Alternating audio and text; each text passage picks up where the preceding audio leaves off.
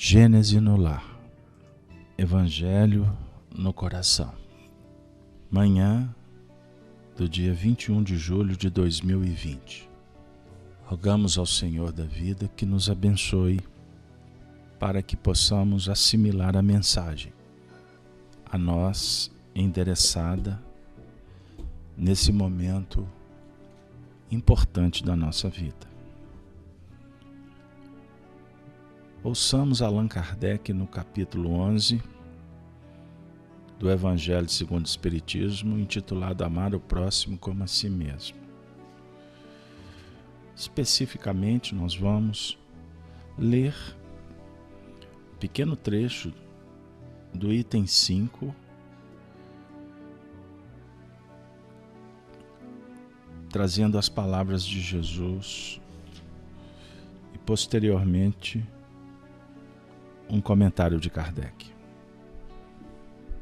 O texto disse assim: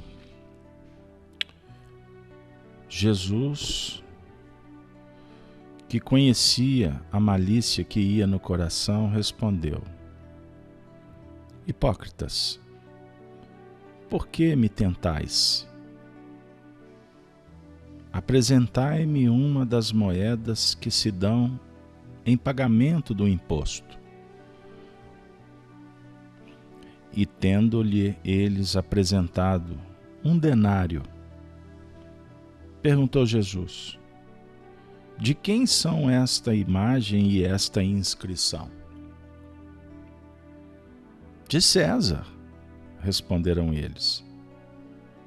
Então observou-lhes Jesus: dai, pois, a César o que é de César, e a Deus o que é de Deus.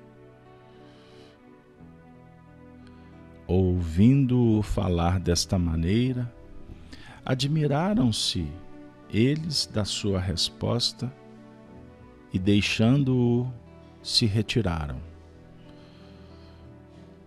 Mateus capítulo 22, 15 a 22.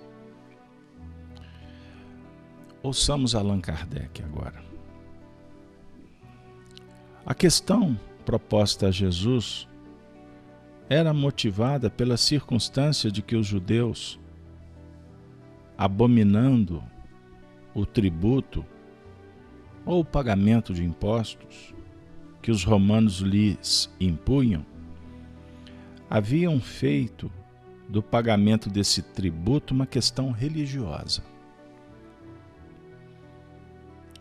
Numeroso partido se fundara contra o imposto.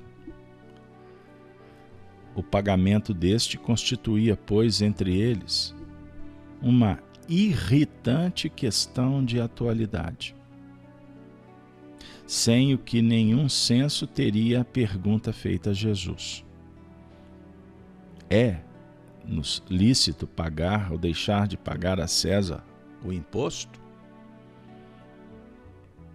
Havia nessa pergunta uma armadilha. Contavam os que a formularam poder, conforme a resposta, excitar contra ele a autoridade romana ou os judeus dissidentes.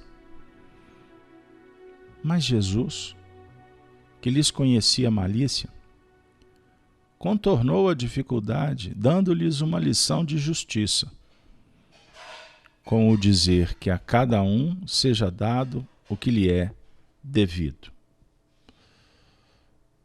Esta sentença, dai a César o que é de César, não deve, entretanto, ser entendida de modo restritivo e absoluto. Como em todos os ensinos de Jesus, há nela um princípio geral,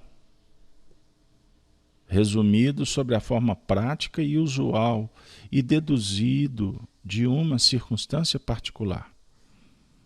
Esse princípio é consequente daquele segundo o qual devemos proceder para com os outros, como queiramos que os outros procedam para conosco. Ele condena todo prejuízo material e moral que se possa causar a outrem. Toda a postergação de seus interesses. Prescreve o respeito aos direitos de cada um, como cada um deseja que se respeitem os seus. Estende-se mesmo aos deveres contraídos para com a família, a sociedade, a autoridade, tanto quanto para com os indivíduos em geral. A mensagem do dia. Dai a César. Nos convida para a introspecção, que nos motiva a agradecer o dom da vida. O despertar nesta manhã a sugerir uma nova etapa na nossa jornada. O dia de hoje conectado com o ontem,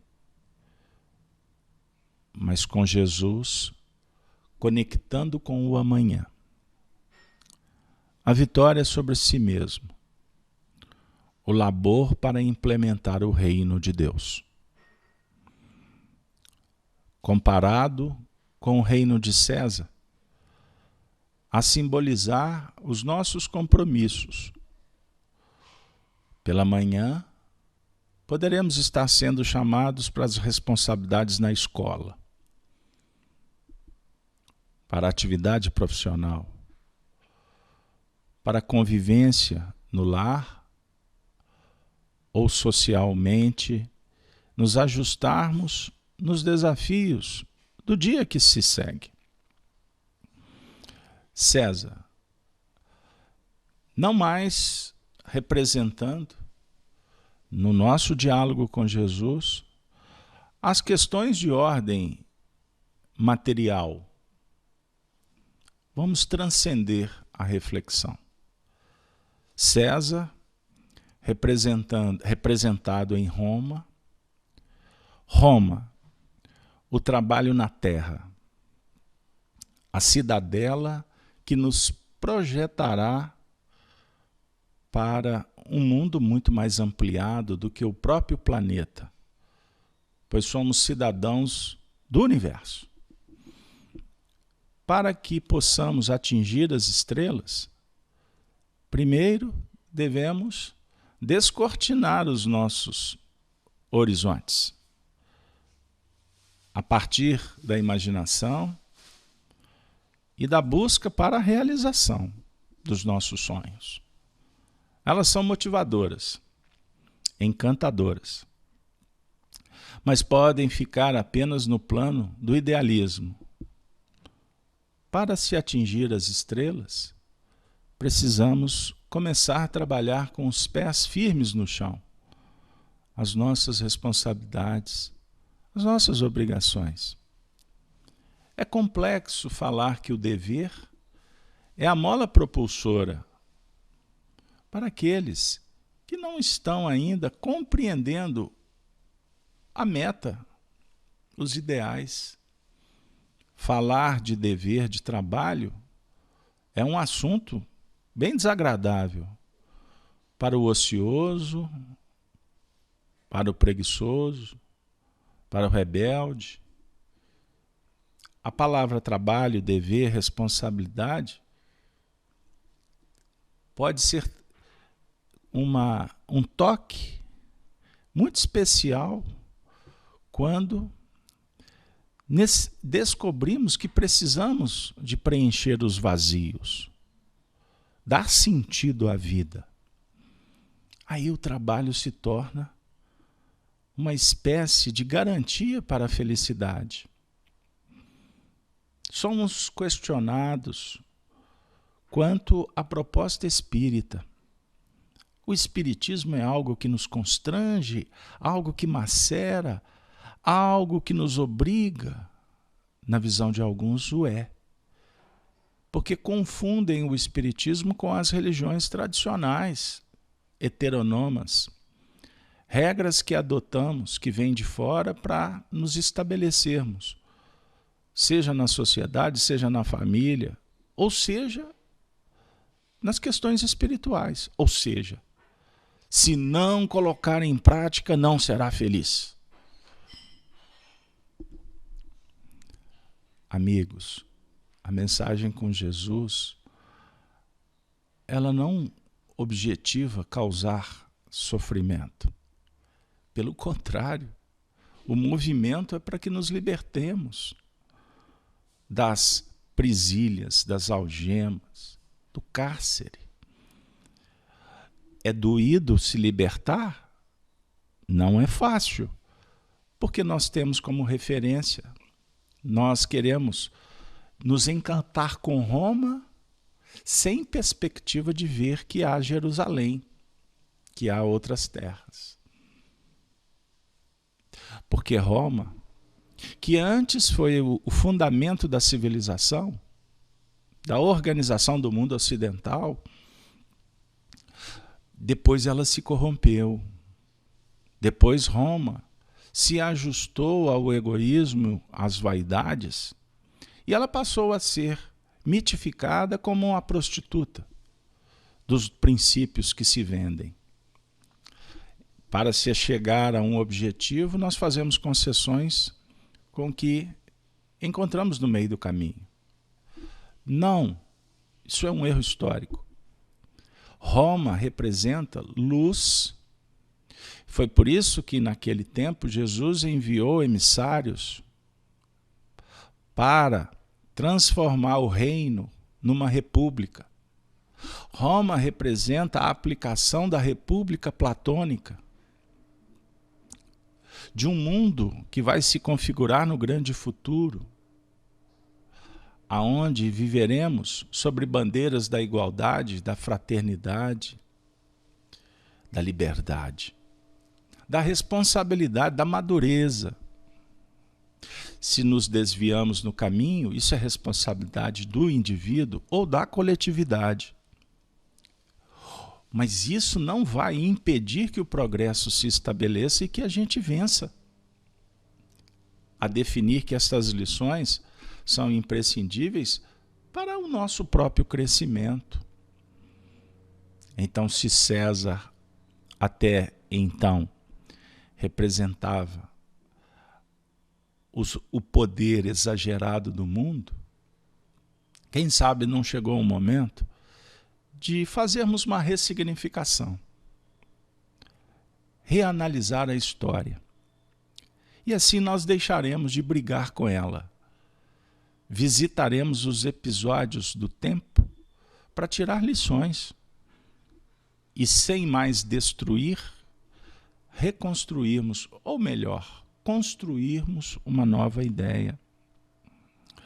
O reino dos céus, ele não se impõe de fora para dentro.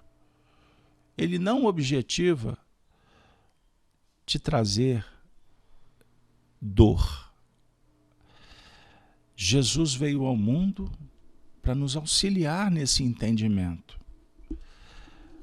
Nós vamos nos deparar com uma imagem muito simbólica, que foi oferecida por Humberto de Campos, no livro Boa Nova, na lição 3ª, intitulada Primeiras Pregações, quando Humberto de Campos fala no texto que nos primeiros dias do ano 30,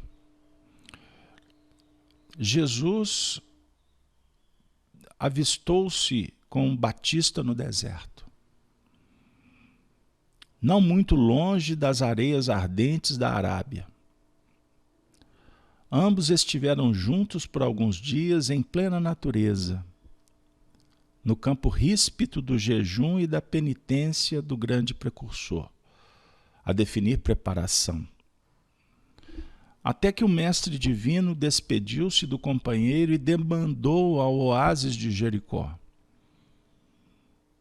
uma bênção de verdura e água entre as inclemências da estrada agreste.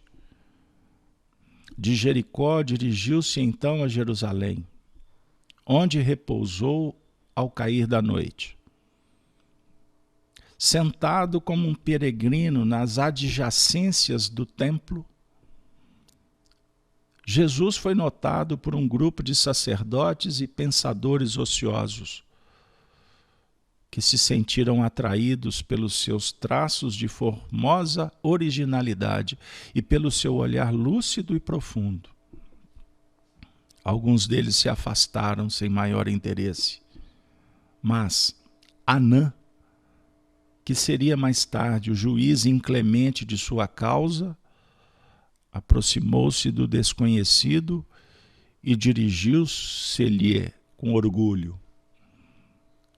Galileu, que fazes na cidade? A cidade dominada por César? Passo por Jerusalém buscando a fundação do reino de Deus. Exclamou Cristo com modesta nobreza. Reino de Deus? Tornou o sacerdote com acentuada ironia. E que pensas tu venha a ser isto? Este reino é a obra divina no coração dos homens. Esclareceu Jesus com grande serenidade. Obra divina em tuas mãos? Revidou Anã com gargalhada de desprezo. E, continuando as suas observações irônicas, perguntou: com que contas para levar avante essa difícil empresa? Quais são os teus seguidores e companheiros? Acaso terás conquistado o apoio de algum príncipe desconhecido e ilustre para auxiliar-te na execução de teus planos? Jesus responde com humildade: meus companheiros hão de chegar de todos os lugares. Sim, observou Anã, os ignorantes e os tolos estão em toda parte da terra. Certamente que esse representará o material da sua edificação. Entretanto, propões-te realizar uma obra divina e já viste alguma estátua perfeita modelada em fragmentos de lama? Sacerdote, replicou-lhe Jesus com energia serena, nenhum mármore existe mais puro e mais formoso do que o do sentimento, e nenhum cinzel é superior ao da boa vontade. Impressionado com a resposta firme e inteligente, o famoso juiz ainda interrogou: conheces Roma ou Atenas? Disse Jesus convictamente: conheço o amor e a verdade. Tem ciência dos códigos da corte provincial e das leis do templo? Sei qual é a vontade do meu Pai que está nos céus. O sacerdote o contemplou irritado e, dirigindo-lhe um sorriso de profundo desprezo, demandou a Torre Antônia, em atitude de orgulhosa superioridade. No dia seguinte, pela manhã, nessa terça-feira bendita dos nossos dias, o mesmo formoso peregrino foi ainda visto a contemplar as maravilhas do santuário. Antes, alguns minutos, de internar-se pelas estradas banhadas de sol, a caminho de sua Galileia distante. Dai a César o que é de César, a Deus o que é de Deus. Os homens matriculados, pagadores de tributos, na escola romana, visitando vez por outra a Acrópole ateniense, os templos, sacerdotes, filosofias, filósofos, intelectuais, estão tão vinculados nas questões de fora que desconhecem ou se esquecem do reino de Deus que está dentro. A doutrina dos Espíritos veio ao mundo, minhas queridas amigas, bondosos irmãos, não para nos aprisionar ainda mais nos templos de pedra, adornados por ouro e cultuando estátuas de profetas do orgulho e das vaidades. Não. O Espiritismo veio para dialogar com você e conosco, com todos, dizendo que nós somos filhos de Deus e que nascemos para nos libertar, respeitando César. Admirado com a construção de Roma e os pilares que Atenas ofereceu. Sabedores que a lei do progresso é inderrogável e propõe a evolução de todos. Bem-aventurados os que aderem de uma forma consciente e responsável. E aqueles que ainda perambulam no Vale das Sombras, a dor há de visitar. Não como punição, mas como reflexo do que foi gerado por cada um. A dor chega para nos despertar. E a imagem que Humberto de Campos projetou, ela é singular. Jesus fica admirado do templo. Mas depois, no dia seguinte, ele sai pelo mundo para internar-se pelas estradas banhadas de sol a caminho da sua Galileia distante.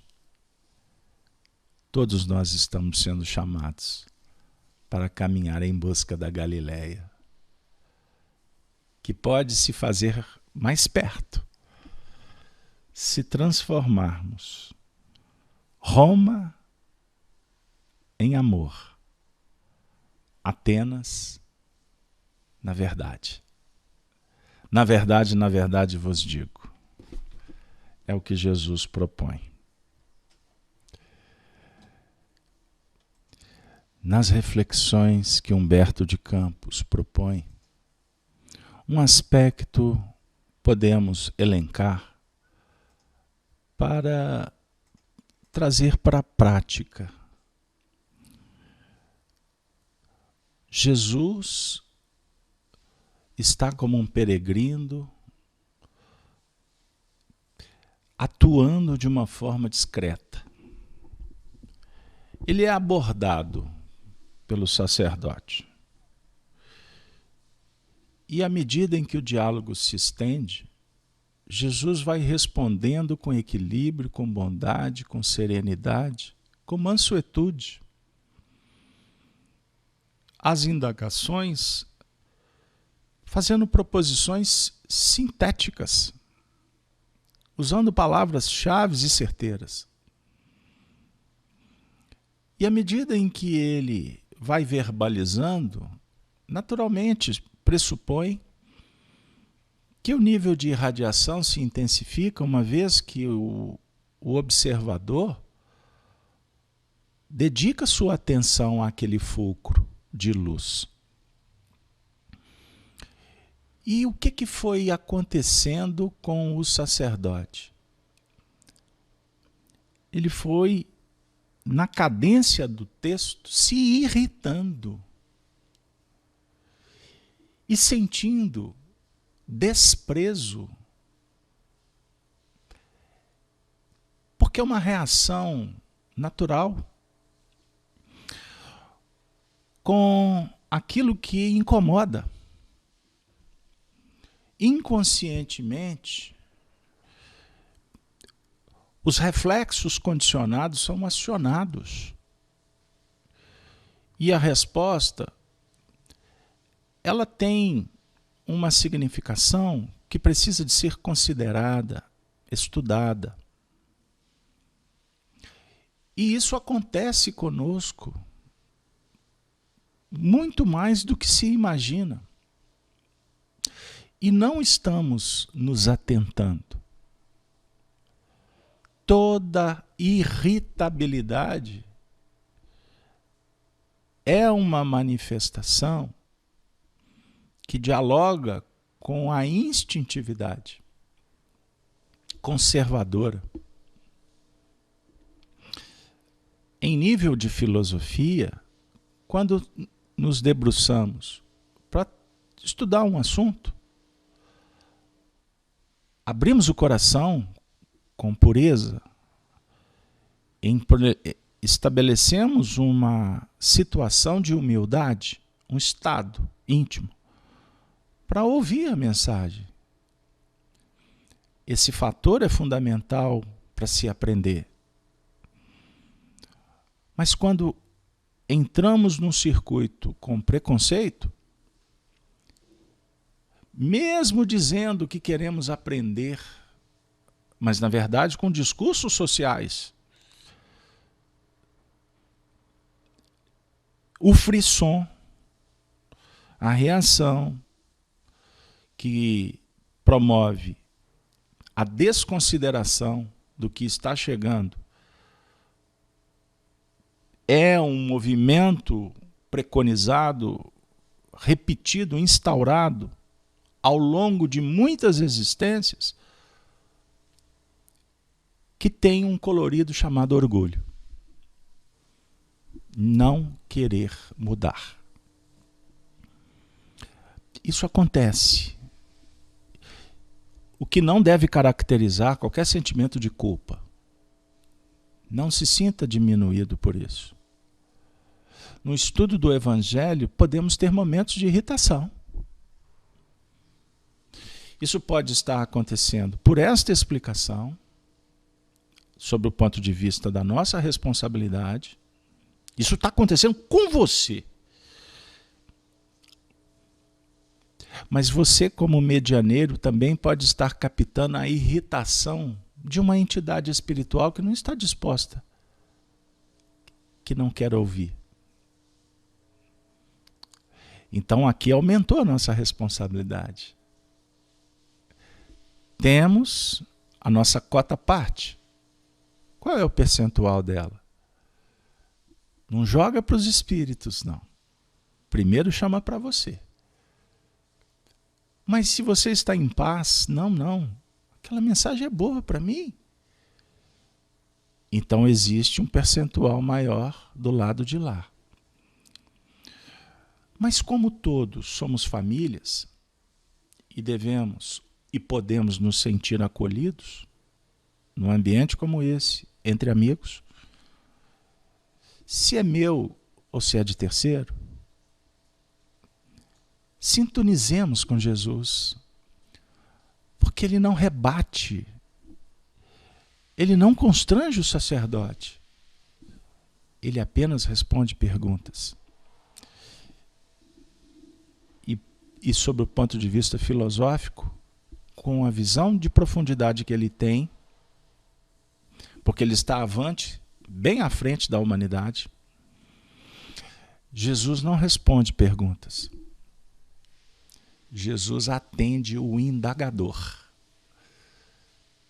Se esse quer aprender ou não, ele sempre estará pronto para dar a vida pelo semelhante. Dar a César é um ato de justiça, de compreensão às necessidades da jornada. Por que o tema não foi completo, conforme o Evangelho? E dar a Deus o que é de Deus. Porque os benfeitores espirituais propuseram que a gente possa valorizar César e Roma. Porque, na verdade, somos todos cidadãos de Roma. E precisamos de compreender a importância dos líderes, que não estão ocupando as posições por acaso. Jesus Cristo, que é Júlio César no grande futuro, Jesus Cristo representa as nossas conquistas, ele não é o Filho do Homem. Então Jesus Cristo dá a César o que é de César. E naturalmente, transcendendo, dando a Deus o que é de Deus. Religiosos, muitas vezes, tendemos a desprezar César e Roma, jogar pedra no mundo de fora, desconsiderar o materialismo, a competitividade, a corrupção, a prostituição, a intolerância, a violência. Não vamos brigar com a vida. Vamos abençoá-la. Lembrando que Jesus opera aonde mais necessita da sua atuação, aonde mais corações suplicam pelas bênçãos da misericórdia, equilibrando as forças, dando a cada um segundo suas obras o valor a cada coisa, sem que elas nos sejam úteis. Estaremos dando a César o que é de César. Que Deus nos inspire, que sintamos acolhidos num abraço carinhoso dos benfeitores espirituais. E nessa manhã, que o sol desponta no horizonte, o Espírito Meimei endereça flores, rosas de agradecimento, pela amizade que nos esforçamos por alimentar, pelo ideal que nos dá garantia para dar passos mais firmes, seguros, para vivermos com Jesus. Meimei afirma que ela é apenas uma representante daqueles espíritos que amam profundamente a cada um que aqui se encontra, que ouve a mensagem. E em nome deles, ela entrega rosas, que vocês possam guardá-las do lado esquerdo de cada coração. Na saudação dos cristãos dos primeiros tempos, nos despedimos desejando a todos um excelente dia. Ave, Ave Cristo, Ave Cristo.